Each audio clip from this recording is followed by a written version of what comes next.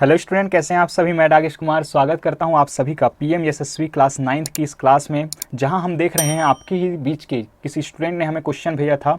उसके आगे के क्वेश्चन को, पिछले वीडियो लेक्चर को काफ़ी आपने पसंद किया स्टूडेंट, इसके लिए आप सभी का धन्यवाद। आइए बढ़ते हैं आगे स्टूडेंट, और आज देखते हैं आपके आगे के क्वेश्चन को। एक नया चीज़ हम ट्राई करने वाले हैं स्टूडेंट, पेन और पेपर मोड का। उम्मीद है आप लोगों को पसंद आएगा। पसंद आए तो ज़रूर बताइएगा स्टूडेंट कमेंट में कि आज की ये हमारा तरीका कैसे लगा है, क्योंकि पहली बार हम ट्राई कर रहे हैं और हमें पूर्णतः विश्वास है कि आप हमेशा की भांति इस बारी भी हमारा साथ देने वाले स्टूडेंट। बढ़ते हैं आगे, और हमारा फर्स्ट क्वेश्चन है आपका कि the present age of Vivek and Rajni are in the ratio 6:7। 5 years ago the ratio of their ages was 5:6, then the present age was Rajni is. कि आपको विवेक और रजनी की वर्तमान आयु का क्या दे दिया गया स्टूडेंट, अनुपात दे दिया गया है। क्या है आपका 6:7 है, और 5 वर्ष पहले की बात बताया जाता है कि उनका जो अनुपात था वो कितना था, 5:6 था। आइए इसको कैसे करना है। देखिए, पहला जो अनुपात दिया गया है उसमें आप क्या मान लेंगे, उसको वेरिएबल के साथ मान लेंगे कि माना कि उनकी वर्तमान आयु क्या है स्टूडेंट, आपका 6x और 7x है। ध्यान रखिएगा, क्या मान लेंगे हम मान लेंगे कि विवेक की जो आयु है वो कितना है, 6x ईयर्स है। 6x ईयर्स है। खैर यूनिट का तो आपको ध्यान उतना नहीं रखना है, क्योंकि आप 5 मार्क्स के लिए क्वेश्चन नहीं कर रहे हैं।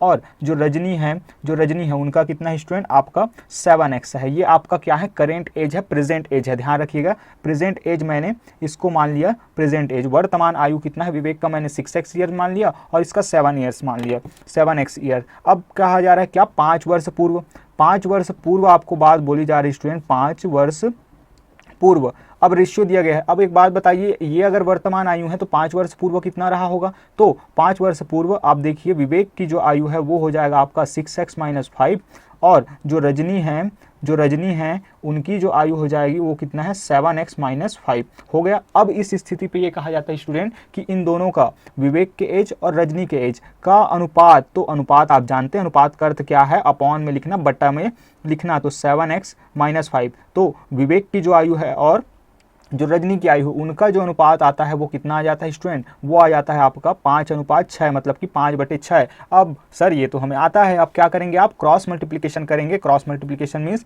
इस 6 का इस पूरे के साथ मल्टीप्लाई करेंगे, इस 5 का इस पूरे के साथ मल्टीप्लाई करेंगे। फिर आगे आप जानते हैं सॉल्व करना आता है स्टूडेंट, x का वैल्यू आएगा, फिर आप आसानी से इसका निकाल लेंगे। तो चलिए जल्दी से हम मल्टीप्लाई करते हैं। इसके साथ जब करते हैं तो ये आता है 6x - 30 = 35x -25। ठीक है, 6 × 6 36 हो जाएगा, और x का x रहेगा, क्योंकि x तो है ही नहीं। हम जानते हैं कि नंबर का गुना नंबर के साथ, गुणांक का गुना गुणांक के साथ, और किसी भी साइन का गुना साइन के साथ होता है, और वेरिएबल का गुना वेरिएबल के, चर का चर के साथ गुणा करते हैं। इसी प्रकार 6 का जब 5 से करेंगे तो 30 आ जाएगा, 5 का जब 7 से करेंगे तो कितना आ जाएगा, 35, और x 7 है तो x 7 चलेगा, और 5 × 5 = 25। ये आ गया स्टूडेंट। अब नंबर को नंबर के पास भेजिए और वेरिएबल को वेरिएबल के पास। तो यहाँ से 30x - 35x = यहाँ से कितना हो जाएगा, 25 माइनस में है 30, जब इधर आएगा तो कितना हो जाएगा, पॉजिटिव हो जाएगा। इस तरीके से यहाँ पे अगर हम करते हैं स्टूडेंट तो x = कितना आ जाएगा, x = आ गया 5, x = आ गया 5। इन दोनों का जब आप करेंगे, ऑपरेशन करेंगे तो 5 आ जाएगा। और x क्या है आपका, x तो वेरिएबल है, और इसी वेरिएबल की हेल्प तो हम तो 6x और 7x, जो कि इनके क्या है, प्रेजेंट एज है, वर्तमान आयु, इसको निकाल सकते हैं। इसलिए हम लिख सकते हैं स्टूडेंट, आपका विवेक का जो वर्तमान आयु है, वर्तमान आयु वो कितना हो जाएगा, 6 × 5 मीन्स 30।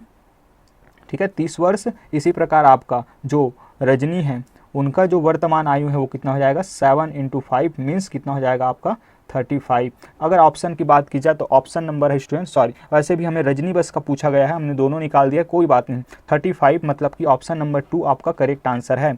ऑप्शन नंबर 2 आपका करेक्ट आंसर है। आइए बढ़ते हैं आगे स्टूडेंट, और देखते हैं हमारा नेक्स्ट क्वेश्चन। नेक्स्ट क्वेश्चन में क्या है, आपको सिंपल सा बिल्कुल एक दिया जा रहा है, एक्स का मान आपको बताना है, 2x - 1 = 3/5। बाय द वे ये देखिए, ये कंडीशन देखिए और ये कंडीशन देखिए, आप दोनों कंडीशन में आप क्या देख पा रहे हैं, सिमिलैरिटी देख पा रहे हैं स्टूडेंट, एक ही जैसे हैं। मतलब कि यहाँ भी आप क्या करेंगे, यहाँ भी आप त्रियक गुणा करेंगे, क्रॉस मल्टीप्लिकेशन। इसका आंसर आप होमवर्क में आप लिख लीजिए, आप बताने वाले हैं स्टूडेंट। आइए बढ़ते हैं आगे।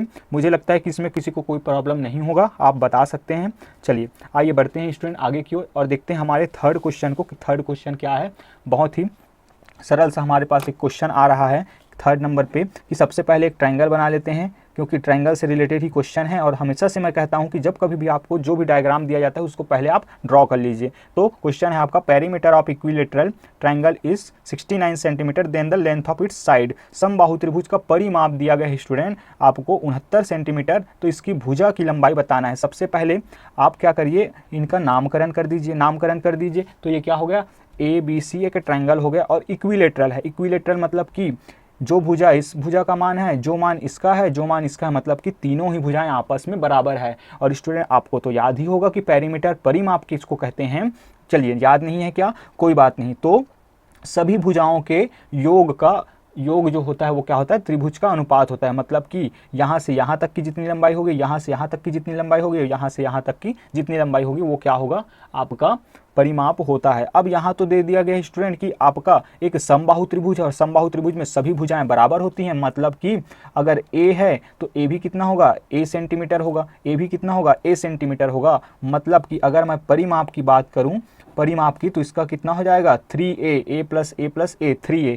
और अकॉर्डिंग टू दी क्वेश्चन यही 3A कितना दे दिया गया स्टूडेंट, 69 सेंटीमीटर दे दिया गया है। 69 सेंटीमीटर सिंपल सा है, A निकाल लीजिए।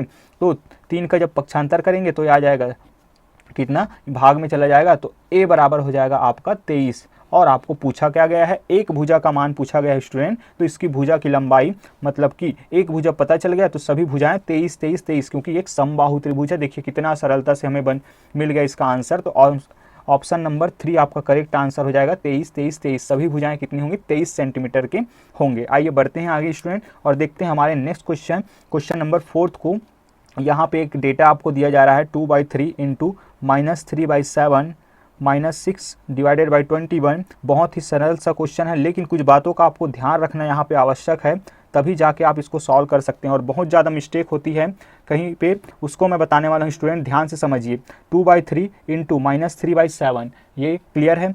फिर माइनस का साइन देखिए 6/21, फिर है प्लस का साइन, इसको आपको ध्यान रखना है। फ्लो में आप अगर मल्टीप्लाई लगा दिए या मल्टीप्लाई समझ के इसको सॉल्व कर दिए तो आपसे गड़बड़ ही हो सकती है।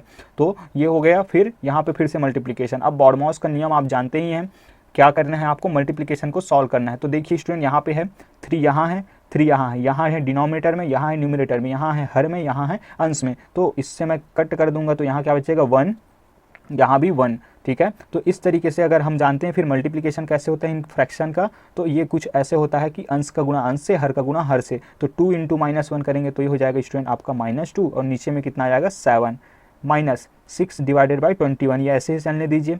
प्लस यहाँ भी देखिए, यहाँ कुछ सॉल्व कर सकते हैं क्या, अगर सॉल्व होता है तो ज़रूर कर लीजिए स्टूडेंट। जैसे कि ये आ जाएगा 3 1 3 और ये हो जाएगा 3 3 9। और कुछ सॉल्व किया जा सकता है क्या, और कुछ सॉल्व नहीं किया जा सकता स्टूडेंट। अब दोनों का मल्टीप्लाई कर दीजिए तो 3 चौके हो जाएगा आपका 12 और हो जाएगा ये 7 एकम 7। देखिए अब ये आ गया, सिंप्लीफाई कर ली हमने और आगे सॉल्व करते हैं। अब आगे सॉल्व करना आपको आता है कि इन सब का क्या ले लेंगे, हम इन सब का ले लेंगे LCM। तो LCM कितना आ जाएगा स्टूडेंट, LCM आ जाएगा आपका सबसे बड़ा नंबर।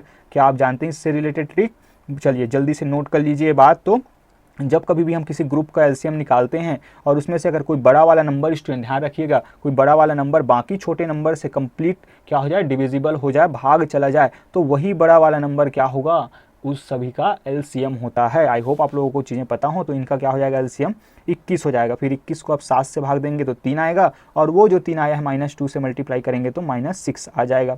माइनस का माइनस, फिर 21 को 21 से भाग देंगे 1, और 1 को अगर 6 से हम गुना करते हैं तो आएगा -6। फिर आ गया आपका कितना 12, फिर यहाँ से हो जाएगा ये कितना 7 या 21, तो 3 आएगा 3, और 3 का 12 से गुना करेंगे तो यहाँ पे हो जाएगा आपका 36। इस तरीके से अगर हम आगे बढ़ें तो कुछ मिस्टेक हो रही है क्या, चलिए कोई दिक्कत वाली बात नहीं है। यहाँ पे अगर हम देखें तो आगे बढ़ते हैं। आगे अगर क्या होगा स्टूडेंट, आगे अगर हम देखें तो ये हो जाएगा -6, ये होगा -6, तो -6 और -6 कितना हो जाएगा, ये हो जाएगा -12 प्लस 36 डिवाइडेड बाय 21। आइए यहाँ से अगर सॉल्व करेंगे तो ये हो जाएगा 24 डिवाइडेड बाय 21। क्या इसको सॉल्व किया जा सकता है, बिल्कुल किया जा सकता है सर। क्या ये किया जा सकता है कुछ इस तरीके से, ध्यान रखिएगा स्टूडेंट, माइनस और प्लस होता है आपका प्लस, और सॉरी माइनस प्लस माइनस होता है, तो बड़े में से छोटे को घटाएंगे तो आएगा 24। चूंकि बड़े के साथ धनात्मक चिन्ह है इसीलिए हमने क्या लिया है, धनात्मक चिन्ह यहाँ पे लिया है। आइए बढ़ते हैं आगे, सॉल्व करते हैं। तो 3 के टेबल में दोनों चला जाएगा तो 8 बढ़ जाएगा और ये 7 बढ़ जाएगा,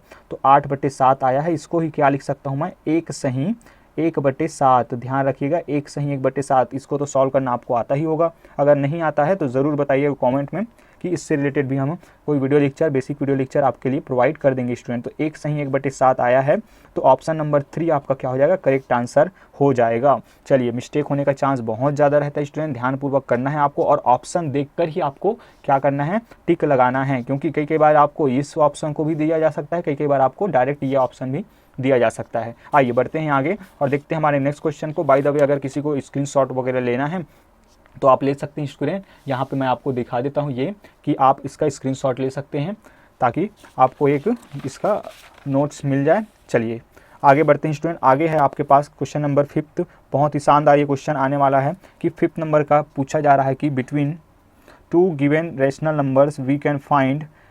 ठीक है, ऑप्शन है आपके पास कि प्रश्न दिए गए कोई भी दो, अगर आपको पास क्या हो गया स्टूडेंट, परिमेय संख्याएं दी जाती हैं तो उनके बीच हम क्या क्या फाइंड कर सकते हैं। ऑप्शन की बात की जाए तो ओनली फाइनाइट रेशनल नंबर, केवल सीमित परिमेय संख्याएं, 1 rational number, 3 rational number and infinite rational number. तो बता दूं स्टूडेंट, इसमें जो होता है कोई भी दो नंबर अगर आपको दे दिया जाए, मान लिया जाए p/q हैं या फिर r/s, दो परिमेय संख्याएं दी गई हैं, या फिर a और b भी ले लीजिए, क्योंकि इसके नीचे कुछ नहीं मतलब 1 है तो ये परिमेय संख्याएं तो है ही। तो इनके बीच जो है इनफाइनाइट मतलब कि अनंत परिमेय संख्याएं आप फाइंड कर सकते हैं। इनफाइनाइट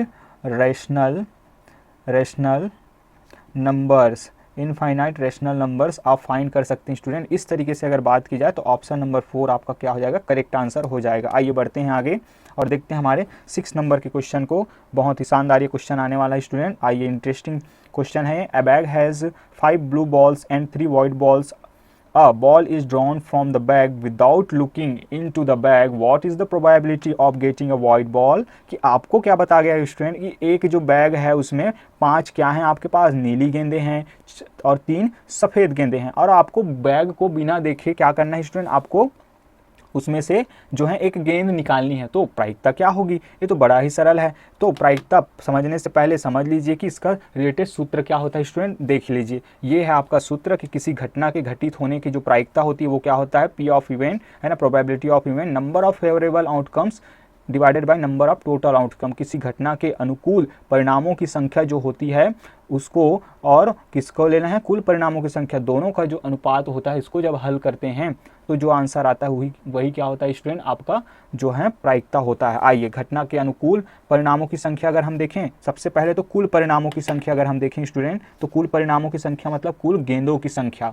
चलिए, कुल गेंदों की संख्या कितनी हो जाएगी, कुल गेंदों की संख्या अगर देखें तो आपका 5 नीली गेंदें हैं और आपका कितना, 3 सफ़ेद हैं। ठीक है, 5 कितने हैं, blue balls and white balls हैं आपके पास, तो 8 टोटल बॉल्स कितने हैं, 8 है, मतलब कि टोटल कितने हम निकाल सकते हैं स्टूडेंट, मतलब क्या चांसेस हैं इसमें अगर देखें तो 8 के 8 बॉल्स ही हैं, कुछ भी आ सकता है। लेकिन हमारे पास अगर देखें नंबर ऑफ, अगर वाइट बॉल्स की बात की गई है, तो अगर हम देखें नंबर ऑफ वाइट बॉल्स अगर देखें, सफ़ेद बालों की संख्या देखें, तो ये क्या हो जाएगा, इसमें से 3 आएगा, मतलब कि घटना के अनुकूल परिणामों की संख्या यह है, घटना के अनुकूल परिणामों की संख्या 3 होगा और कुल परिणामों की संख्या कितना हो जाएगा, 8। इसलिए स्टूडेंट आपका P ऑफ W मतलब कि वाइट बॉल होने की जो प्रायिकता है वो कितना हो जाएगा, 3/8। अगर ऑप्शन की बात की जाए तो ऑप्शन नंबर 3 आपका करेक्ट आंसर हो जाएगा। आइए बढ़ते हैं आगे और 7 नंबर के क्वेश्चन को देखते हैं। बहुत ही शानदार ये क्वेश्चन मिल रहा है स्टूडेंट कि द रेंज ऑफ डेटा, एक डेटा दे दिया गया है। डेटा क्या है अगर हम देखें तो 17 है आपके पास, फिर है आपका 12, 13, देन -5, 2, 0, देन -12, 8 और 5। बहुत ही इंटरेस्टिंग क्वेश्चन है और अपने आप में ये जो है एक यूनिक पैटर्न मैं मान के चलूँगा स्टूडेंट, क्योंकि ये फर्स्ट क्वेश्चन होगा जो अभी तक हमने देखे तो हमारे सीरीज़ में इस तरीके का कोई क्वेश्चन नहीं आया था। देखिए, सीमा पूछा जा रहा है स्टूडेंट, तो सीमा का भी अपनी एक कहानी है। इसमें अगर हम देखें तो इसका होता क्या है, आपको क्या करना है, सबसे पहले इसको डिसेंडिंग ऑर्डर में लिख लेना है, घटते क्रम में लिख लेना है कि इसको सर ये जो दिए गए आंकड़े हैं उसको, तो सबसे बड़ा कौन है, 17 है, तो 17 के बाद कौन है, फिर 12 है, 12 के बाद कौन है, यहाँ पे अगर देखें तो 13 है, सॉरी यहाँ पे 17 के पहले उसके बाद आएगा 13, 13 के बाद आएगा 12, फिर 12 के बाद आया जाएगा स्टूडेंट यहाँ पे क्या, यहाँ पे 8 आएगा, ये रहा 8, 8 के बाद कौन आएगा, 5 आएगा, 5 के बाद कौन आएगा, 2 आएगा, 2 के बाद कौन है आपका 1 है, 1 आ गया। अब सबसे ज़्यादा कंफ्यूज करता है -5 और -12 और 0। अब इसको कहाँ लेना है, तो स्टूडेंट याद रखिएगा, आपको हमेशा एक नंबर लाइन अपने दिमाग में रखना है। इंटीजर्स के नंबर लाइन, यहाँ पे होता है 0, इधर होता है आपका पॉजिटिव, इधर होता है नेगेटिव। आप जानते ही हैं इस बात को। तो सबसे पहले अब यहाँ पे आएगा 0, 0 के बाद देखिए यहाँ से अगर नंबर लाइन से इधर चलना प्रारंभ करते हैं तो सबसे पहला -5 आएगा या -12, तो आप कहेंगे -5। जो पहले आएगा वो बाकी से बड़ा होता है। जितना दूरी तक आप ट्रैवल करेंगे उतना छोटे के पास आप जाते जाते हैं। तो ये हो गया इसका रेंज। ठीक है, अब रेंज कैसे निकलेगा, तो रेंज के लिए आप देखिए स्टूडेंट, रेंज कैसे निकाला जाता है। ठीक है, इसके बाद घटते क्रम में लिख लेने के बाद आपको क्या करना है, सीमा उच्चतम मान माइनस निम्नतम मान। आपने ये जो लिखा है उसमें से ये जो उच्चतम मान है उसमें से आप ये निम्नतम मान को क्या कर देंगे, माइनस कर देंगे। Range is equal to greatest value minus lowest value. तो आप बता सकते हैं स्टूडेंट बड़े ही आसानी से, रेंज या इसका सीमा क्या हो जाएगा, सीमा बराबर हो जाएगा 17 माइनस -12। आप जानते हैं इसमें से इसमें घटाना है तो माइनस और माइनस हो जाएगा स्टूडेंट आपका 17 धन 12, तो ये हो जाएगा 29। ऑप्शन की बात की जाए तो ऑप्शन नंबर है आपका फर्स्ट, ऑप्शन नंबर फर्स्ट आपका करेक्ट आंसर होगा। आई होप आप लोगों को चीज़ें समझ में आए हैं, चीज़ें समझ में आ रही हैं स्टूडेंट, तो जरूर से बताइएगा। आइए बढ़ते हैं आगे और देखते हैं हमारे 8 नंबर के क्वेश्चन को। 8 नंबर का क्वेश्चन क्या है, यहाँ पे पूछा जा रहा है probability of an impossible event की क्या बताना है स्टूडेंट, एक असंभव घटना की प्रायिकता आपको बतानी है। तो क्या हो जाता है असंभव घटना की प्रायिकता, तो यहाँ पे आप नोट कर लीजिए, असंभव घटना की जो प्रायिकता है वो होता है 0। असंभव घटना की प्रायिकता जो है 0, और इसी के साथ ये है option number third, option number third. आइए बढ़ते हैं आगे 9th क्वेश्चन की ओर स्टूडेंट। 9th क्वेश्चन है आपका √6400 प्लस, यहाँ पे आपको इसका सम बताना है। चलिए यहाँ पे 0.64 एक बार आपने कॉन्सेप्ट समझ लिया स्टूडेंट तो विद इन द सेकेंड आप क्वेश्चन करने वाले हैं, लेकिन सबसे पहले तो समझना है, इसीलिए थोड़ा सा टाइम आप यहाँ पे लगाएंगे अपना। देखिए यहाँ पे दिया गया है, ये सब निकालना तो आपको भली भांति आता ही होगा स्टूडेंट, इसमें कोई परेशानी नहीं है।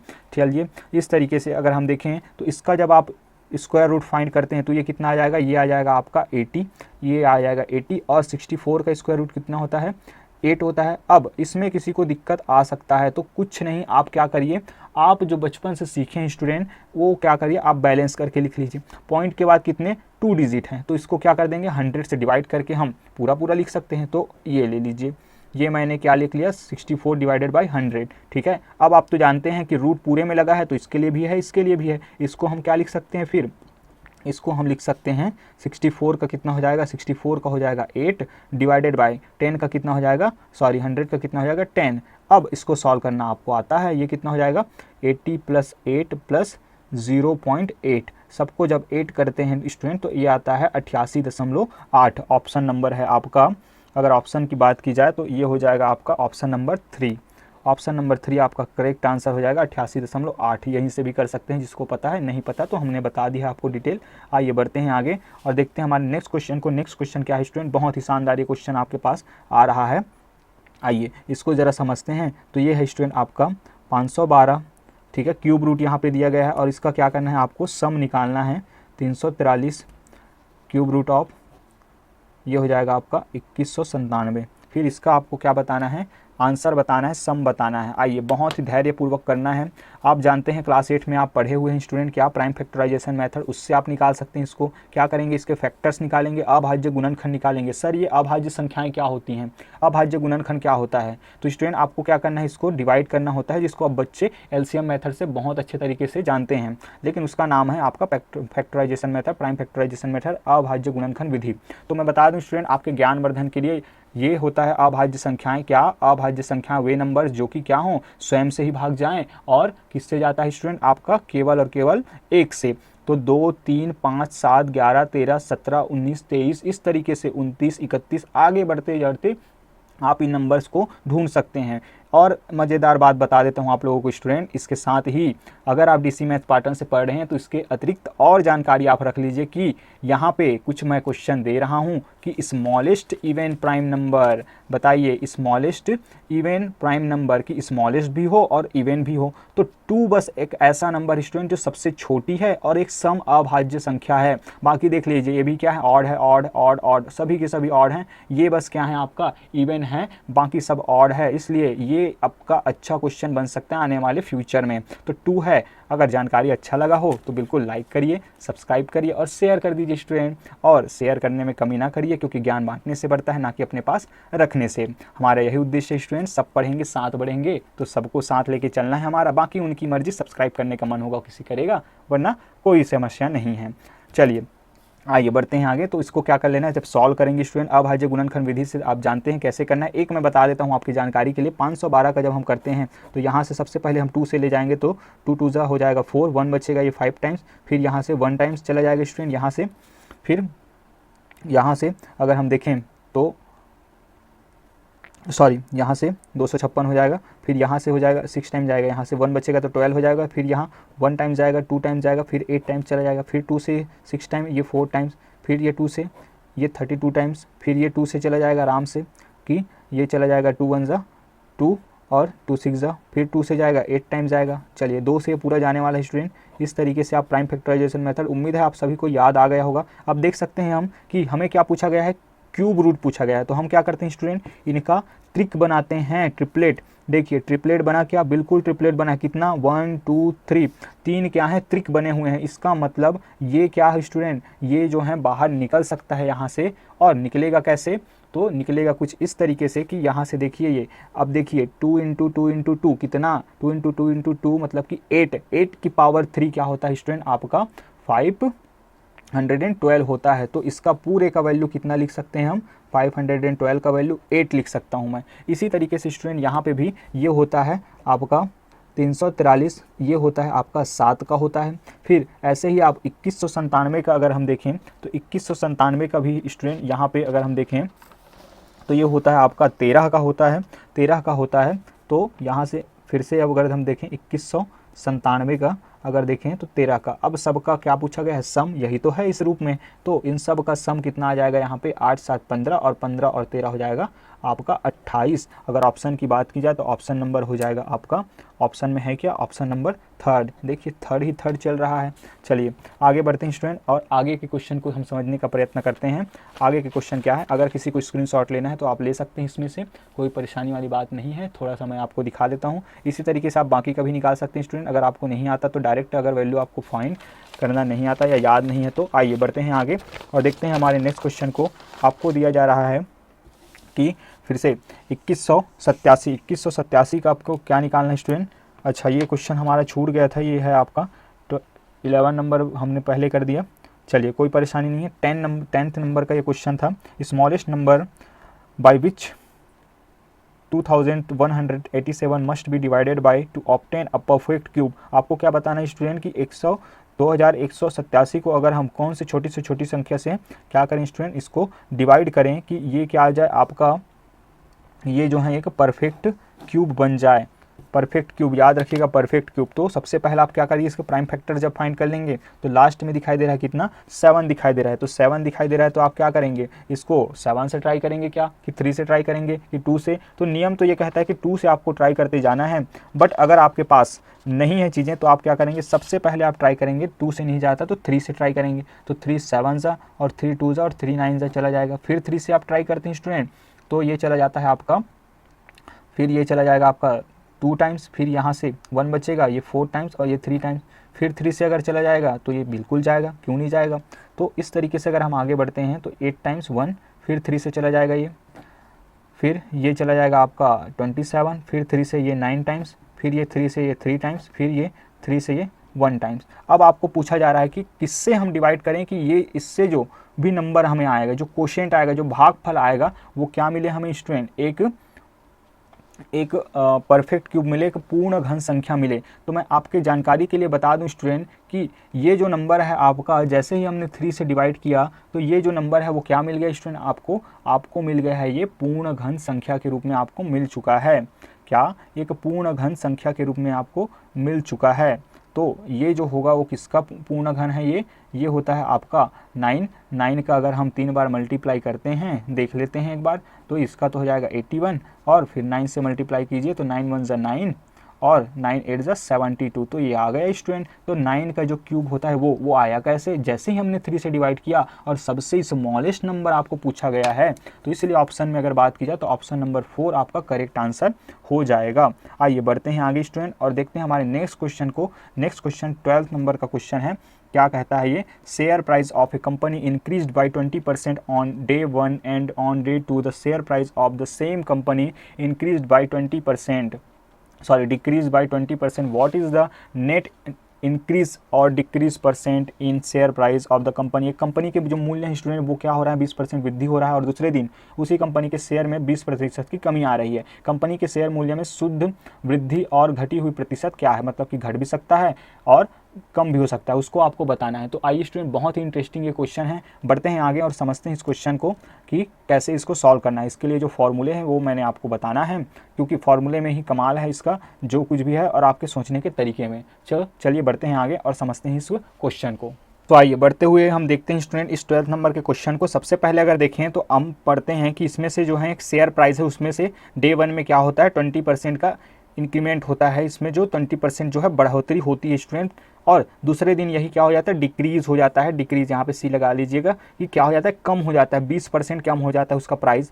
क्या आपको उसका प्राइस के बारे में कुछ जानकारी है स्टूडेंट? आप कहेंगे सर हमें तो कुछ नहीं पता। तो इस तरीके के क्वेश्चन के स्टूडेंट आप क्या मान लीजिए कि मान लीजिए आप क्या है, उसका 100 रुपये है, 100 रुपये क्या है, शेयर प्राइस है, 100 रुपये हो गया। अब इस 100 रुपये के लिए आपको निकालना है कि कितना बढ़ता है कितना घटता है। तो देखिए सबसे पहले अगर वृद्धि निकालें हम, तो वृद्धि कहा जा रहा है कितना, 20%। तो ये कितना हो जाएगा, 20% ऑफ 100, 20% ऑफ 100 हो जाएगा। मतलब इसी का तो होगा कि शेयर प्राइस 100 रुपया है, डे 1 में 20% बढ़ोतरी होती है, तो बढ़ोतरी निकाल कर तो हम नेक्स्ट डे पहुंच सकते हैं। नेक्स्ट डे में कितना रहा होगा ये अंदाजा लगा सकते हैं। तो 20% सबसे पहले निकाल लेते हैं। तो वर्ड टू वर्ड ट्रांसलेशन में हमेशा से बताता हूं स्टूडेंट, 100 का 20%, और का अर्थ आप जानते हैं क्या होता है, मल्टीप्लीकेशन। ऑफ का मीन्स क्या होता है, मल्टीप्लीकेशन। तो 20% मीन्स 1/100, का मतलब कि 20% ऑफ मीन्स मल्टीप्लीकेशन 100, तो 100 से 100 कट जाएगा तो कितना आ जाएगा, 20 रुपीज़ आ जाएगा। देयरफॉर आपका जो न्यू शेयर प्राइस जो हो जाएगा स्टूडेंट, न्यू शेयर प्राइस हो जाएगा, न्यू शेयर प्राइस कितना हो जाएगा आपका 100 और 20, मतलब कि 120 रुपये आपका हो गया है। ठीक है, अब कहा जाता है दूसरा चीज़ कि अब इस 120 रुपये कीमत में स्टूडेंट होता ये है कि ये जो है आपका प्राइस धड़ाम से गिर जाता है, कितना, फिर से 20% गिर जाता है। अब बच्चे ये अंदाज़ा लगाते हैं कि बढ़ोतरी बस तो हुई है, क्या इसमें फ़र्क आएगा। इस चक्कर में वो क्या कर देते हैं कि कोई चेंज नहीं लगा के आ जाते हैं, कोई चेंज नहीं। लेकिन ऐसा नहीं होता स्टूडेंट, इस तरीके के क्वेश्चन में ऐसा नहीं होता है। तो आइए समझते हैं इस क्वेश्चन को कि अब जो है आपका जो करेंट रेट है वो कितना है आपको जो निकालना है वो कितना निकालना है, 120 रुपये पे निकालना है आपको, कि 20% क्या हो जाता है, घट जाता है। तो देखिए फिर से आप क्या निकालेंगे, वृद्धि के साथ साथ अब आप कमी निकालने वाले हैं। तो कमी क्या है, फिर से वही 20% ऑफ, लेकिन इस बारी कितना, 120 में, क्योंकि अब आपके बैंक में आपके जो भी अकाउंट है उसमें कितना है, 120 रुपये शो कर रहा है, उसको आपको 20% क्या करना है, कमी लाना है उसमें। तो 20% सबसे पहले आप निकाल लेते हैं, इसका कितना होगा। तो फिर से वही कहानी, 20% ऑफ 120, तो 1 से 1 0 से 1 0 कटा, इस 0 से इस 0 से, तो 12 दूनी 24, तो 24 रुपये आ जाता है स्टूडेंट। इसलिए जो अभी होगा फिर से न्यू, जब कमी के बाद न्यू शेयर प्राइस जो होगा, न्यू शेयर प्राइस जो हो जाएगा वो कितना हो जाएगा, यहाँ से अगर हम देखें तो ये हो जाएगा स्टूडेंट 120, सॉरी यहाँ से कितना हो जाएगा, हाँ 120 में 24 जब माइनस कर देंगे तो ये हो जाएगा आपका 96 रुपीज़ जो होगा, क्या हो जाएगा, अभी वर्तमान में है। अब देखिए आपको इस कमी, ये जो है कमी हुई तो 96 रुपये में आ गया है, बढ़ोतरी हुई तो 120 में आया था। लेकिन वर्तमान में ये जो है आपने 100 रुपये जब लगाया है और वर्तमान में आपके पास कितना है, केवल 96 रुपये है। तो आप ज़रा बताइए लाभ हुई है या हानि हुई है। तो आप कहेंगे कि सर यहाँ तो 4 रुपये का हमें नुकसान हुआ है। अब उसी 4 रुपये को क्या करना है, आपको निकालना है कि इस 100 का वो कितना परसेंट है।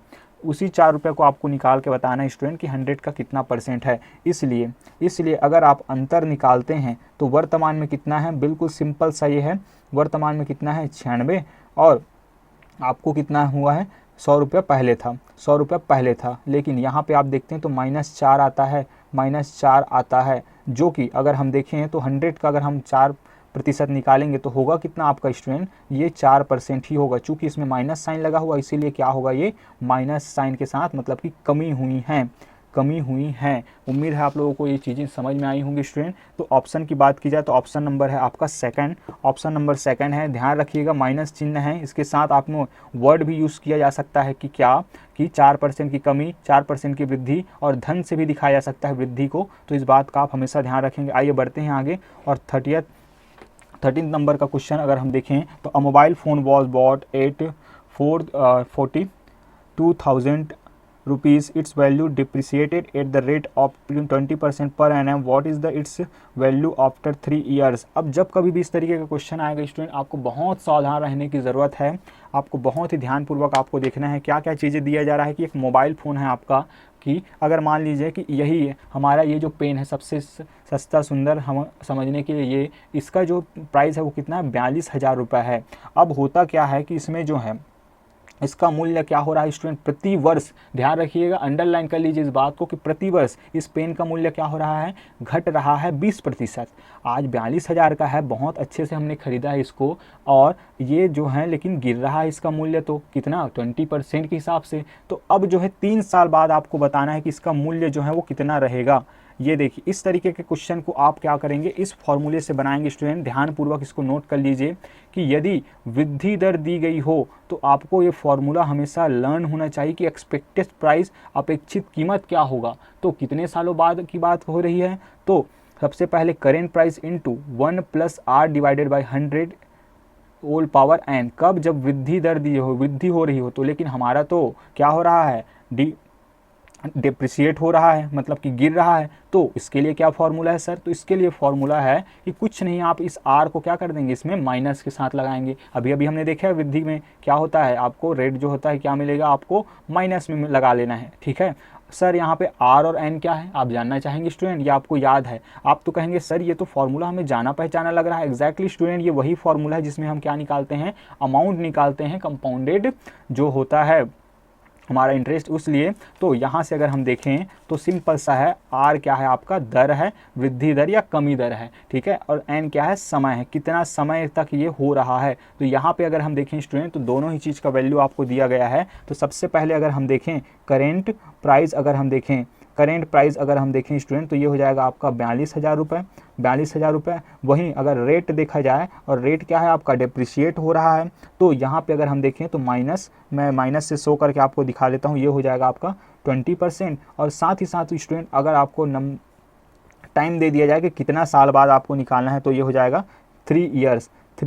सिंपल सा है। अब आपको कौन सा लगा देना है, -20, मतलब कि फॉर्मूला चाहे आप एक ही लर्न कर लीजिए, यहाँ पे माइनस प्लस का खेल है। तो आप कौन सा लगा लेंगे स्टूडेंट, ये जो है ये वाला फॉर्मूला लगा लेंगे कि एक्सपेक्टेड प्राइस क्या होगा। आइए पता लगाने का प्रयास करते हैं। तो एक्सपेक्टेड प्राइस मतलब कि यहाँ से अगर मैं देखूँ एक्सपेक्टेड प्राइस अगर मैं लिख लूँ स्टूडेंट, तो करेंट प्राइस मल्टीप्लाई कर दीजिए, करेंट प्राइस मतलब कि 42,000 रुपये।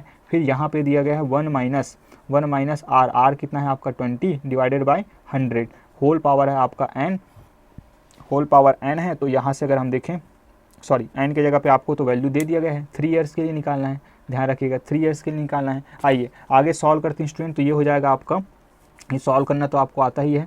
यहाँ से हो जाएगा 42,000, इसको जब आप सॉल्व करते हैं तो 1 माइनस ये हो जाएगा 1 0 से 1 0 कटा, और 2 1 कम 2 और 2 पंचे 10, तो 1/5 पूरे की घात 3।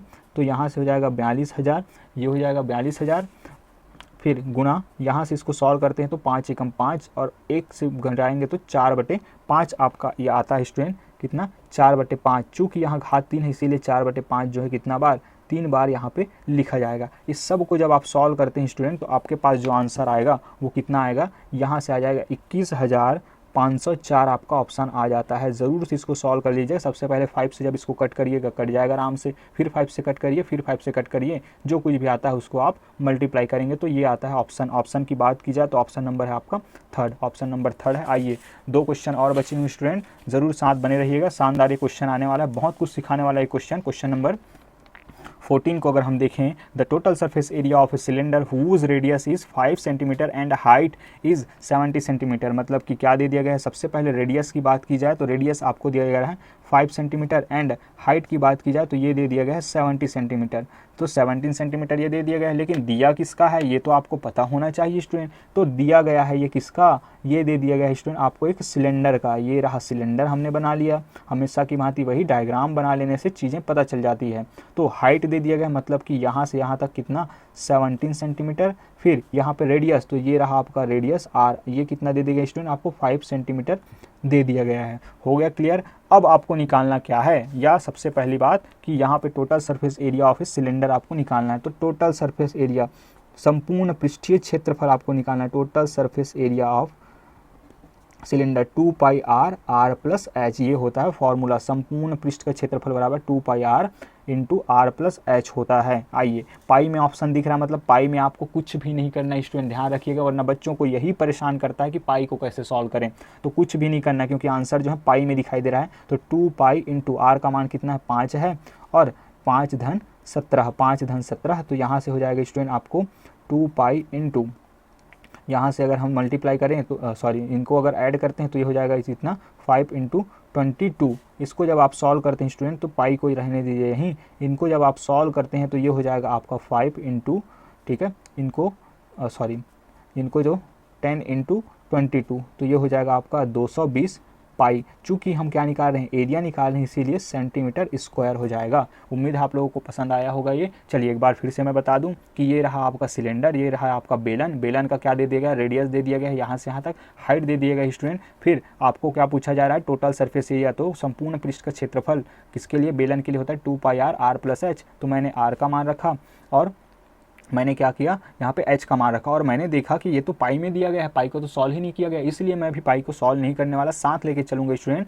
फिर यहाँ से जब हम इसको सॉल्व करते हैं तो 17 5 हो जाएगा आपका 22, और 5 दूना 10, तो 22 गुनी 10 हो जाएगा 220 पाई। चूँकि हम एरिया निकाल रहे हैं इसीलिए क्या होगा, वर्ग सेंटीमीटर होगा। चलिए आइए अंतिम क्वेश्चन की ओर चलते हैं स्टूडेंट। अंतिम क्वेश्चन बहुत ही इंटरेस्टिंग क्वेश्चन है यहाँ पे, और इसको अगर देखें 15 नंबर का क्वेश्चन है। इनमें से कौन एक जो है पूर्ण वर्ग संख्या नहीं है, ये आपको बताना है स्टूडेंट कि पूर्ण वर्ग संख्या कौन सा नहीं है। तो ये सबसे पहले आप लिख लीजिए, ये फर्स्ट ऑप्शन है, देन ये सेकंड ऑप्शन आपका 1225 है, फिर आपका है आपका थर्ड ऑप्शन है आपका 1124 स्टूडेंट, फिर फोर्थ ऑप्शन है आपका 1156। अब पूर्ण वर्ग निकालना आपको आता है स्टूडेंट, अगर आपको नहीं आता तो आप हमारे बेसिक वीडियो लेक्चर्स हमारे जो क्लास 8 के वीडियो लेक्चर्स हैं वो देख सकते हैं, लिंक नीचे डिस्क्रिप्शन में मिल जाएगा स्टूडेंट, और अपना ज्ञान बढ़ा सकते हैं। तो इस तरीके से अगर आप देखेंगे तो आपको तो याद होगा स्टूडेंट, या नहीं तो आप निकाल लीजिए। तो ये होता है आपका 37 का क्या वर्ग होता है, 37 का वर्ग होता है ये। फिर ये होता है आपका 35 का वर्ग, और वहीं ये होता है स्टूडेंट आपका 1124 किसका वर्ग होगा, इसका नहीं निकाल पाएंगे आप, ये तो पॉइंट में जाएगा, मतलब कि यही वो नंबर है जिसका हमें तलाश था। और इसकी बात की जाए तो ये होता है आपका 34 का वर्ग। क्या बातें समझ आई, नहीं आई सर बता दीजिए, बिल्कुल बता देते हैं स्टूडेंट आपके लिए, क्योंकि हम आपके लिए वर्क कर रहे हैं। तो देखिए जल्दी से हम बता देते हैं कि कैसे आप फाइंड करेंगे कि किसका है किसका नहीं है। सिंपल सा है, अगर हमें इसके देखें तो 1225 का, देखिए अभी तक जो निकालते आए हैं बस निकाल लो, उसमें क्या दिक्कत है, निकाल लिए। क्या निकाल लेना है, प्राइम फैक्टर्स निकाल लीजिए, तो 5 से ही जाएगा, तो ये चला जाएगा आपका 2 बार, फिर ये 4 बार, फिर जाएगा 5 बार, जाएगा या नहीं। फिर से 5 दूना 10, यहाँ से 10 गया, 2 बचेगा 22 बनेगा, 5 चौके 20, फिर 2 बचेगा 25 बनेगा, फिर 5 से जाएगा, यहाँ से अगर हम देखें तो ये हो जाएगा कितना स्टूडेंट 5 5, तो ये कितना चला जाएगा, ये चला जाएगा आपका फिर से 4 बार, 5 नियम 45। अब देखिए ये किससे जाएगा, ये 3 से जाएगा क्या, बिल्कुल नहीं जाएगा सर, ये जाएगा 7 से, तो 7 से ये 7 टाइम जाएगा, फिर 7 से 1 टाइम जाएगा। अब देखिए जिसका बनता है जोड़ा 1225, क्लास 8 ही पढ़ा रहा हूँ मैं, ऐसा लग रहा है स्टूडेंट आप लोगों को। चलिए कोई समस्या नहीं है, चीज़ें समझ में आनी चाहिए। इसका बना जोड़ा मतलब कि 5 गुना 7, तो ये कितना हो जाएगा 35। तो स्क्वायर रूट ऑफ, यही तो आपको फाइंड करना है किसका वर्ग है या पूर्ण वर्ग नहीं है, ठीक है। तो ये हो जाएगा 35, ठीक है। तो 35 को जब 2 बार गुना करेंगे तो इतना आएगा, मतलब कि किसी भी संख्या को अगर 2 बार गुना करके एक दूसरा नंबर हम लेके आ जाते हैं, तो ये जो नंबर है, जो हमारा रिजल्ट आया है 1265, वो क्या होता है आपका पूर्ण वर्ग संख्या होता है। आई होप आप लोगों को चीज़ें समझ में आई होंगी स्टूडेंट। इस तरीके से हमने 15 क्वेश्चन यहाँ पे कंप्लीट कर लिया है। ये क्वेश्चन आप ही के बीच से कोई स्टूडेंट भेजा था, बहुत ही अच्छा क्वेश्चन हमें लगा है। आपके पास भी अगर इस तरीके के क्वेश्चन है तो हमारे व्हाट्सअप नंबर पे आज भेज सकते हैं, हम उसको लेने का पूरा प्रयास करेंगे, क्योंकि समय बहुत कम है स्टूडेंट। इसलिए ये जो है वीडियो लेक्चर हम लगातार आपको एक अच्छा डिटेल दे सकें इस लिहाज से हम इस तरीके का वीडियो लेक्चर बना रहे हैं। फर्स्ट वीडियो लेक्चर है हमारा, उम्मीद है आप लोगों को पसंद आएगा। पसंद आता है तो ज़रूर बताइएगा स्टूडेंट, और चैनल पे नए हैं तो ज़रूर सब्सक्राइब कर दीजिए, लाइक करके शेयर कर दीजिए, क्योंकि इसमें आपका कोई भी कुछ भी चीज़ नहीं लगने वाला है, कोई भी धनराशि नहीं लगने वाला है, लेकिन आपका जो एक एक लाइक और कमेंट जब हम पढ़ते हैं तो हमें नई मोटिवेशन, नए तरह की ऊर्जा का अनुभव होता है स्टूडेंट, जिससे हम लगातार आपके लिए वर्क करने के लिए रेडी हो जाते हैं। तो मिलते हैं नेक्स्ट वीडियो लेक्चर में स्टूडेंट, तब तक के लिए अपना ख्याल रखिए, स्वास्थ्य पर ख्याल रखिए, प्रैक्टिस पर ध्यान दीजिए, और जय हिंद।